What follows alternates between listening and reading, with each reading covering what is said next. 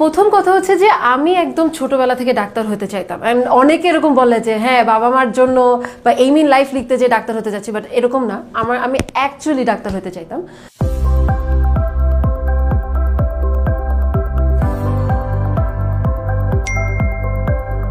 So আমার কাছে যখন এসএসসি পার হইলো, এইচএসসি পার হইলো, আমার কাছে মনে হয়েছে যে মেডিকেলে ঢুকতেই হবে, ঠিক আছে, আমার আর কোনো সেকেন্ড অপশন ছিল না। তো এমনও কিছু দিন গেছে যেদিন আমি 2-3 দিন টানা 24 ঘন্টা পড়ছি। অ্যান্ড সাধারণত সবাই বলে না পড়াশোনা না করে আসলে হয়ে গেছে, এরকম আসলে আমার কাছে কখনো মনে হয় না। পড়াশোনা হার্ডওয়ার্ক তো হতেই হয়, কিছুটা লাগেই অবশ্যই। বেশ কিছু আমরা 3 মাস টানা পড়েছি। প্রথম দিকে একটু ফাঁকিবাজি করছিলাম, যেটার জন্য লাস্টের দিকে ধরা খাইতে হয়েছে। তারপরেও লাস্টের দিকে যে 24 ঘন্টা পড়তে হয়েছে শুধুমাত্র প্রথম দিকের ফাঁকিবাজির জন্য।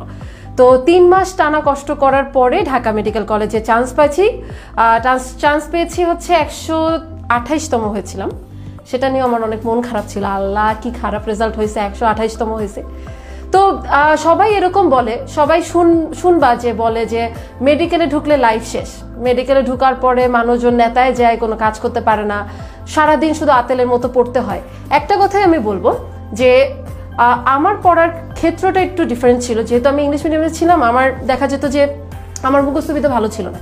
তো আমি যেটা করতাম যে একটা জিনিস আমি বুঝতেছি না, আমি বোনস দেখে দেখে, ছবি দেখে দেখে, ভিডিও দেখে দেখে আমি পড়ার চেষ্টা করতাম, বুঝার চেষ্টা করতাম। যদিও হ্যাঁ আমি জানি মুখস্থবিদ্যা অনেক কিছু আছে, বাট তারপরে যতটুকু মুখস্থবিদ্যা করতেই হবে শুধু সেটুকুই করতাম, আর বাকিটা হচ্ছে বুঝার চেষ্টা করতাম। আমি দেখতাম আমার ফ্রেন্ডরা প্রায় সকালে পড়া শুরু করতেছে, রাত হয়ে যাচ্ছে, আর এইদিকে আমি সন্ধ্যা পর্যন্ত আড্ডা দিয়ে এসেই আসলে পড়তাম। অ্যান্ড আমরা যখন 3rd ইয়ার 4th ইয়ার পার করি, তখন আমরা যে পরিমাণ ঘোরাঘুরি শুরু করি সারা বাংলাদেশে, তাতে সবাই মনে করেছিল যে আমরা ফেল টু স্টুডেন্টই হয়ে যাব। কিন্তু তার মাঝেও দেখা গেছে যে টার্মে প্লেস করেছি, এরকমও হয়েছে। আর 5th ইয়ারে এসে আমরা হচ্ছে একটা সংগঠনও শুরু করি, ট্রাভেলার্স অফ বাংলাদেশ নামে। আর ঘোরাঘুরি তো কেউ আটকাতে পারলো না। আর ইন্টার্নশিপের মাঝে আমরা বাংলাদেশের 64টা জেলা মোটরসাইকেলে যাই।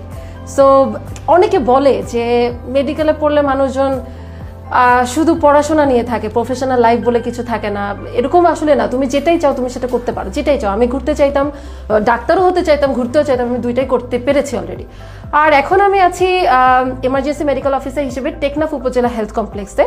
টেকনাফটা আমার নিজের পছন্দ করে নেওয়া, এই কারণেই যে টেকনাফ বাংলাদেশের one of the most beautiful city বা টাউন যেটাই বলা হোক। সো ওখানে এমার্জেন্সি মেডিকেল অফিসার হিসেবে আছি, আইসোলেশন ওয়ার্ডে ডিউটি করেছি, রুগী দেখতেছি প্রতিদিন। মাঝখানে মেডিকেল অফিসে ডিজিজ কন্ট্রোল হিসেবে সিভিল সার্জন অফিসে ছিলাম কক্সবাজারে, অ্যাডমিনিস্ট্রেটিভ অনেক কাজ করতে হয়েছে।